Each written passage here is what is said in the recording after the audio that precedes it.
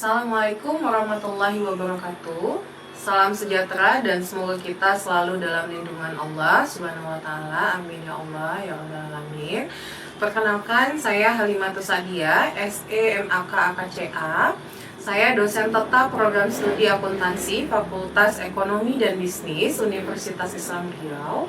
Saat ini saya dalam proses mengikuti sertifikasi dosen gelombang 1 yang diselenggarakan oleh Kemendikti Semtek tahun 2025. Saya akan melakukan penyusunan dokumen pernyataan diri dosen dalam unjuk kerja Tridharma Perguruan Tinggi atau PDD UKT-PT. Pada kesempatan ini saya akan menyampaikan salah satu mata kuliah yang saya ampu, yaitu akuntansi manajemen. Saya mengajar mata kuliah akuntansi manajemen pada semester 3 tahun 2024 dan 2025 dengan bobot SKS 3 SKS dengan kode AK213110. Deskripsi mata kuliah akuntansi manajemen. Mata kuliah akuntansi manajemen ini membahas penggunaan informasi akuntansi dalam proses perencanaan, pengendalian, dan pengambilan keputusan di dalam organisasi. Materi mencakup konsep biaya, penggolongan biaya, analisis biaya volume laba, penetapan harga pokok, perencanaan laba, penganggaran, pengendalian biaya, serta pengambilan keputusan jangka pendek dan jangka panjang. Mahasiswa akan memahami bagaimana akuntansi digunakan untuk mendukung efisiensi operasional, evaluasi kinerja, serta perencanaan strategi bisnis. Mata kuliah ini dirancang untuk membekali mahasiswa dengan keterampilan analitis dan praktis yang dibutuhkan dalam proses pengambilan keputusan berbasis data, keuangan dan non-keuangan. Mahasiswa akan mengembangkan kemampuan analitis dan berpikir kritis dalam mengolah informasi akuntansi untuk mendukung proses perencanaan, pengendalian, dan pengambilan keputusan, serta mahasiswa akan dilatih untuk mengidentifikasi biaya relevan, menyusun anggaran, menganalisis laporan kinerja, serta melakukan evaluasi keputusan jangka pendek dan jangka panjang. Selain itu, mahasiswa juga akan mampu mengaplikasikan konsep-konsep akuntansi manajemen dalam konteks bisnis melalui studi kasus, diskusi, dan pemecahan masalah serta sistematis. Pemecahan masalah secara sistematis. Dengan demikian, mahasiswa diharapkan memiliki kompetensi profesional dalam menggunakan informasi akuntansi sebagai alat bantu dalam pengambilan keputusan di dunia kerja. Perkuliahan akuntansi manajemen diselenggarakan dengan dua metode pembelajaran, yaitu pembelajaran luring atau tatap muka langsung dan juga daring melalui platform pembelajaran dari Google Meet pada Google Classroom. Dengan menggunakan Google Classroom, mahasiswa dapat mengakses semua materi perkuliahan, mengunduh RPS, serta mengunggah tugas secara online. Adapun media pembelajaran pada mata kuliah akuntansi manajemen menggunakan perangkat lunak seperti PowerPoint, Google Classroom, aplikasi cerdas UIR, dan juga perangkat keras seperti buku, referensi, laptop, proyektor, dan lain-lain.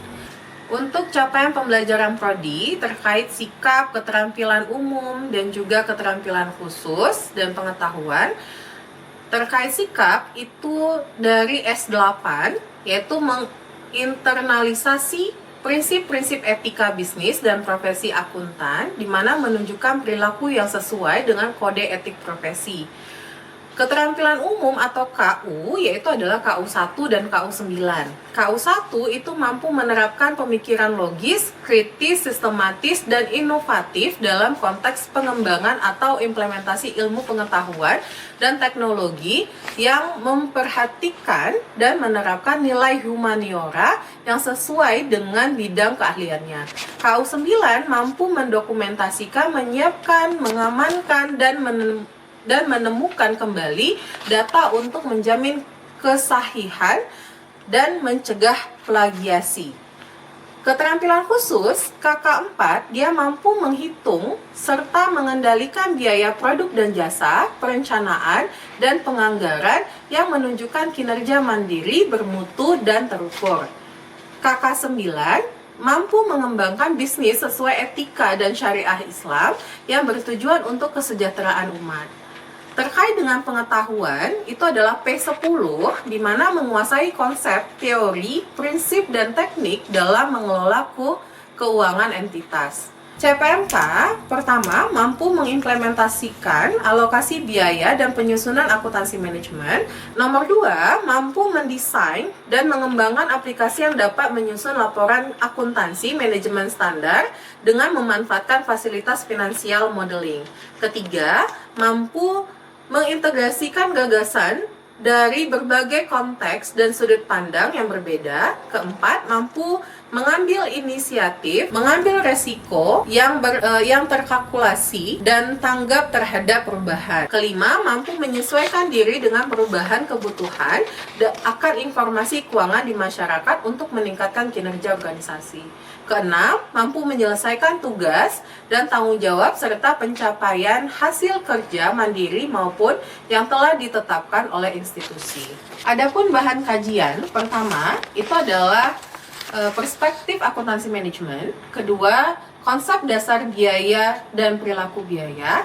Ketiga, analisis biaya volume laba. Keempat, manajemen persediaan. Kelima, perhitungan biaya standar, yaitu analisis visual, biaya bahan baku, dan biaya tenaga kerja langsung. Keenam, perhitungan biaya standar terkait anggaran fleksibel dan analisis overhead.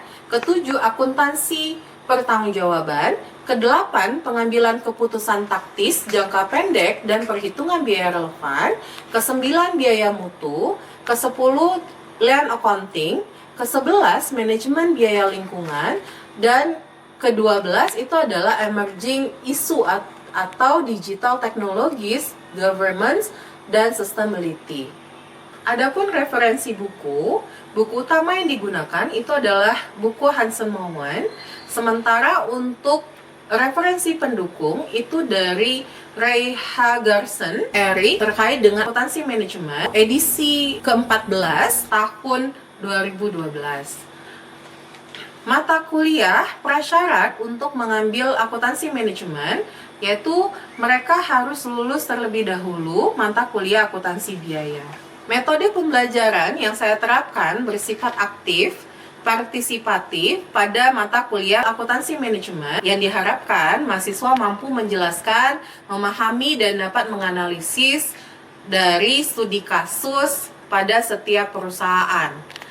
Penilaian dalam mata kuliah akuntansi manajemen ini mencakup 5 komponen: kehadiran dengan bobot 10%, tugas dengan bobot 20%, keaktifan dengan bobot 20%, ujian tengah semester dengan bobot 25%, ujian akhir semester dengan bobot 25%. Untuk menentukan nilai akhir mahasiswa akan dilakukan dengan menggabungkan berbagai komponen penilaian yang telah dilakukan selama 1 semester. Saya berkomitmen, mahasiswa tidak hanya memahami teori dan konsep akuntansi manajemen secara akademis, tetapi juga mampu menerapkan dalam perusahaan untuk pengambilan keputusan jangka pendek dan juga jangka panjang secara berkelanjutan pada perusahaan. Untuk tahap berikutnya, mari kita simak video pembelajaran mata kuliah akuntansi manajemen. Baik, Assalamualaikum warahmatullahi wabarakatuh. Waalaikumsalam warahmatullahi wabarakatuh. Selamat pagi dan salam sejahtera. Pagi Ibu. Pagi ini Ibu kita akan memulai ya. Sebelum kita memulai mata kuliah, kita akan terlebih dahulu untuk berdoa sesuai dengan keyakinan masing-masing. Ya, doa mulai.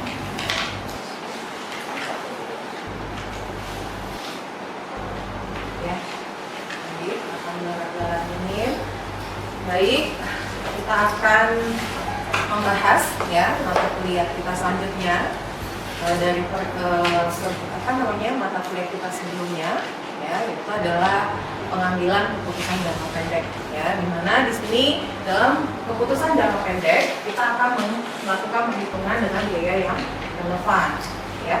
Nah, sebelum kita masuk, saya akan menanyakan beberapa terkait dengan pembahasan kita sebelumnya. Ya, tentunya kita mengulas sekilas dulu ya terkait dengan mata kuliah kita sebelumnya. Ada yang masih ingat mata kuliah kita pertama sebelumnya? Ya, silakan. Membahas evaluasi kinerja.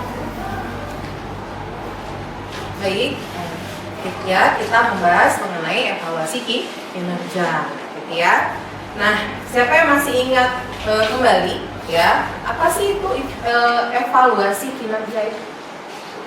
Ya, evaluasi kinerja adalah proses sistematis untuk menilai dan mengukur hasil kerja individu atau kelompok dalam organisasi berdasarkan standar yang telah ditetapkan sebagai dasar untuk pemberian umpan balik, pengambilan keputusan manajerial serta pengembangan karyawan. Baik, ingat ya. Dan selanjutnya ada lagi yang masih bisa, yang masih terrekod lah gitu ya, terrekod dari kita terkait dengan pembahasan sebelumnya. Silakan. Menjelaskan terkait dengan organisasi, di mana dalam organisasi terdapat 4 jenis pusat tanggung jawaban dengan kriteria evaluasi kinerja sendiri, yaitu pertama, pusat biaya (cost center) dinilai berdasarkan pengambilan biaya. Yang kedua, pusat pendapatan dinilai berdasarkan pencapaian pendapatan. Dan yang ketiga, pusat laba dinilai berdasarkan laba, selisih pendapatan dan biaya. Dan yang keempat, pusat investasi dinilai berdasarkan laba dan efektivitas penggunaan aset seperti return on investment, ROI, dan residual income (ROI). Oke, baik. Itu beberapa pusat tanggung jawab ya. Pusat tanggung jawab yang mana yang akan dievaluasi kinerjanya dalam sebuah organisasi. Baik, evaluasi itu juga selain dari pusat tanggung jawab tadi yang terdiri, dia menganalisis terkait dengan ROI-nya gitu ya, dari EVA-nya juga. Di sini juga terkait dengan anggaran ya, evaluasi yang dilakukan oleh organisasi atau perusahaan tersebut.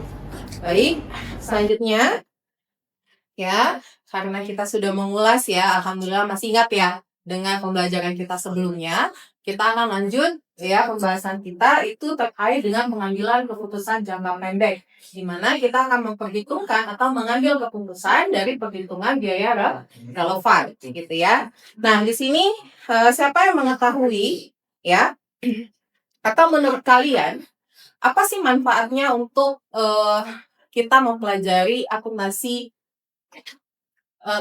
pengambilan keputusan jangka pendek ini? Silakan.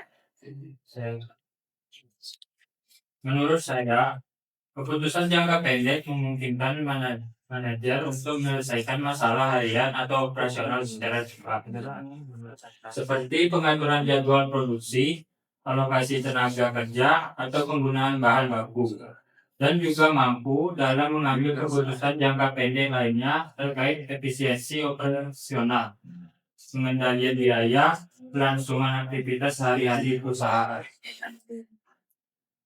Oke, baik, terima kasih. Baik, kita akan lanjut ya dalam pengambilan keputusan jangka pendek. Di sini ada beberapa langkah atau tujuan pembelajaran ya terkait dengan pengambilan keputusan ini, di mana dalam mata kuliah ini diinginkan mahasiswa mampu memahami konsep keputusan dalam jangka pendek ya, yaitu dimulai dari pengidentifikasian biaya yang relevan tadi ya yang kita bahas, dan menganalisis alternatif keputusan serta mengambil keputusan yang tepat berdasarkan data keuangan untuk mendukung efisiensi ya dan juga tujuan perusahaan. Jadi efisiensi yang dilakukan itu dapat mendorong tujuan yang diinginkan dari perusahaan itu sendiri. Nah, di sini model dalam pengambilan keputusan itu ada 6 langkah di sini ya. Pertama, kita mengenali dan menentukan dulu permasalahannya apa sebelum kita mengambil keputusan. Kita kenali dulu permasalahan yang timbul ya dalam setiap divisi atau organisasi gitu ya. Kedua, kita identifikasi alternatif apa yang akan kita ambil atau win-win solution-nya apa gitu ya. Nah, ketiga, kita identifikasi biaya dan manfaatnya ya terkait dari alternatif yang layak di poin kedua yang sudah kita identifikasi. Keempat, kita memperkirakan biaya dan manfaat yang relevan untuk setiap alternatifnya. Jadi di sini kita mengidentifikasi, memperkirakan gitu ya, biaya relevannya apa saja gitu ya. Sebelum kita mengambil keputusan. Yang kelima, kita menilai faktor kualitatifnya. Ya, apakah data-data tersebut baik, relevan atau tidak. Keenam, setelah kita lakukan 5 langkah ini, maka kita akan mengambil keputusan berdasarkan biaya yang relevan gitu. Nah, pihak manajemen itu ketika mengambil keputusan bukan hanya data non finansialnya saja yang harus disiapkan, tapi secara finansialnya, secara biaya gitu ya, itu juga harus diperhitungkan sebelum dia akan mengambil keputusan gitu. Ya. Nah, di sini kita lihat ada beberapa di bank ini ya, atau di pengambilan keputusan ini ada beberapa ya case yang akan kita kupas gitu ya, atau yang akan kita pelajari gitu ya, di mana pihak manajemen mendapati situasi misalkan dia harus mengambil keputusan apakah dia membuat atau membeli komponen ya yang akan dia produksi atau dia jual di dalam perusahaan, atau dia membeli di luar perusahaan. Yang kedua, menerima pesanan khusus pada harga di bawah harga pasar atau harga biasanya ya. Ketiga, mempertahankan atau menghentikan sebuah segmen atau lini produk gitu ya. Jadi misalkan lini produk yang dijualnya atau beberapa produk yang dijualnya itu merugi gitu. Nah, apakah pihak perusahaan atau manajemen mengambil keputusan menghentikan produknya atau tetap melanjutinya?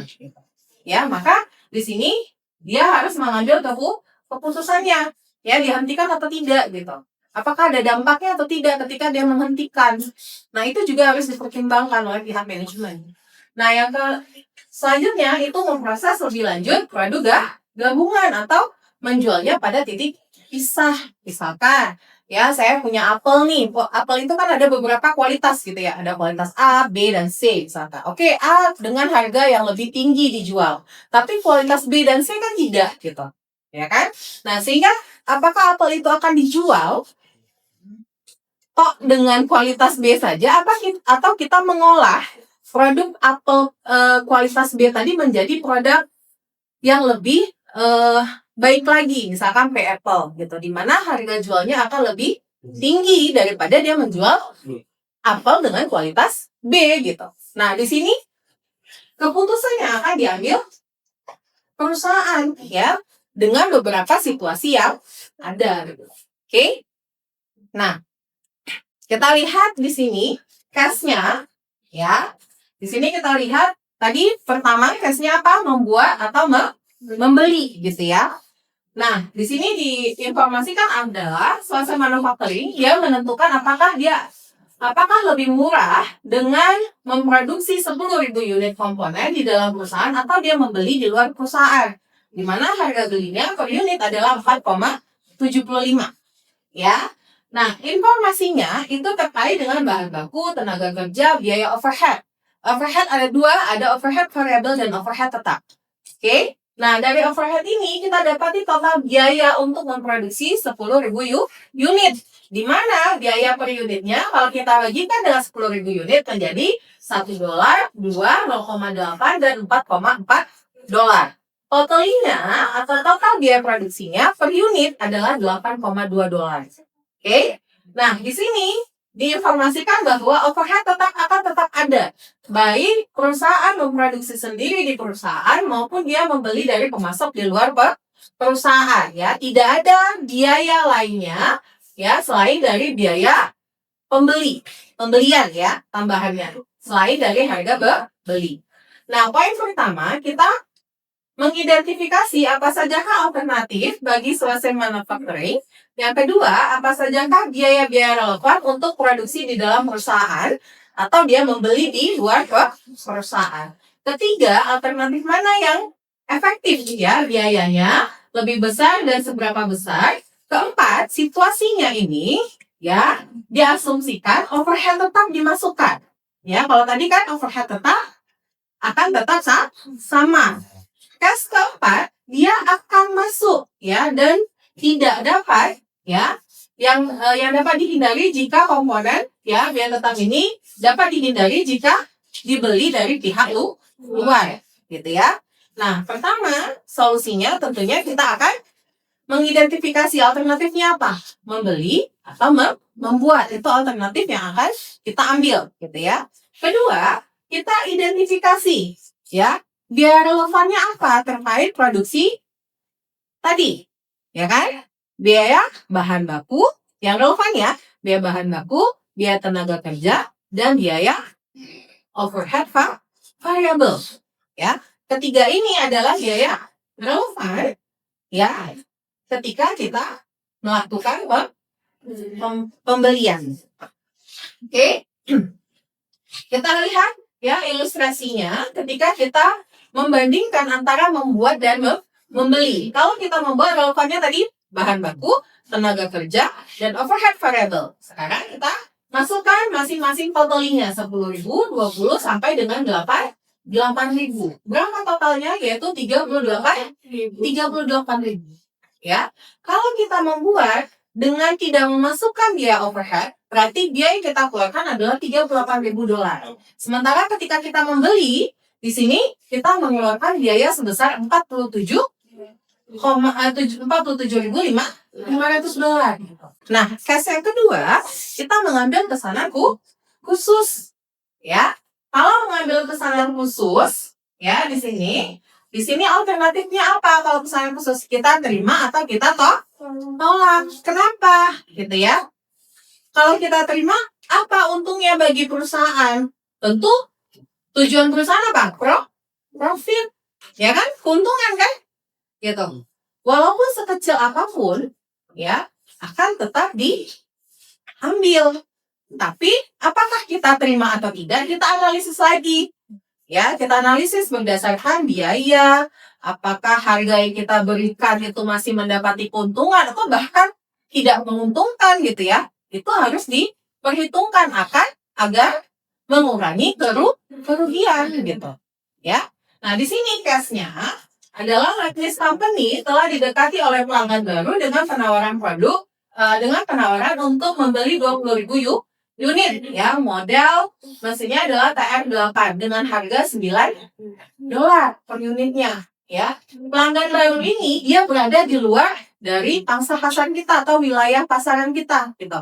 Oke, di mana ya Lattice ini ya biasanya dia memproduksi TR8 100.000. Berarti dia memproduksi itu maksimal dalam 1 tahun itu adalah 100.000 unit. Tetapi dia tidak memakai seluruhnya. Dia tidak memakai 10.000 itu diproduksinya seluruhnya, tidak gitu. Tapi dia hanya memproduksi sebanyak 75.000 unit. Ya, yang diproduksi cuma 75.000 unit. Gitu. Ya. Nah, di sini ya untuk tahun depan harga jualnya juga lebih besar daripada pesanan khusus yang datang. Berapa? Yaitu adalah $14 gitu. 1 unitnya $14 gitu. Ya kan? Nah, di sini ini adalah informasi biaya yang relevan ya kan? Ada bahan baku, tenaga kerja, dan juga overhead variable dan overhead tetap. Tadi yang biaya variable biaya relevannya terkait dari bahan baku, tenaga kerja, dan overhead variable yang akan kita perhitungkan. Overhead tetapnya tidak kita masukkan. Oke, karena di sini ada informasinya ya, kenapa tidak dimasukkan? Karena overhead tetap tidak akan terpengaruh apakah pesanan khusus ini diterima atau ditolak. Kenapa? Karena kan overhead tetap atau biaya tetap itu akan tetap sama walaupun output yang kita hasilkan berbeda gitu. Mau dia besar, volumenya besar, kecil, ya kan? Biaya tetap itu akan tetap kita keluarkan sama. Itu adalah beberapa pengambilan keputusan gitu. Ya. Nah, ini juga terkait dengan apple time tadi gitu ya. Kualitas apel tadi saya udah jelasin ya, kualitas apel di depan gitu ya. Nah, di sini ada kualitas A, B, dan C gitu ya. Di mana kualitas B itu dibuang ya sebanyak 180 kantong dengan ukuran 5 pon dengan harga 1,25. Sementara apel diproduksi lebih lanjut itu sebanyak 500 kaleng ya dengan biaya 0,24, harganya sebesar 0,9 gitu. Nah, di sini kita identifikasi ya, kita lihat pendapatannya baik APBN maupun dari payable, baru nanti kita analisa mana yang kita ambil gitu ya. Nah, pendapatannya di sini dari 1,25 dikali 120 kantor dia dapat $150. Pendapatan ini dari apel B, ya, apel kualitas B. Sementara pendapatan dan proses lebih lanjutnya tadi 0,9 harganya dikali 500 dapatnya $450 gitu ya. Berapa biayanya? Berarti $0,24 dikali dengan 500 kaleng. Biayanya adalah 120. Berapa keuntungannya? Pendapatan kurangkan biaya. Selisihnya adalah 330. Maka apa keputusannya? Lebih baik pihak manajemen mengolah lebih lanjut menjadi payable daripada dia menjual dengan kualitas B. Oke? Oke, itu beberapa situasi ya untuk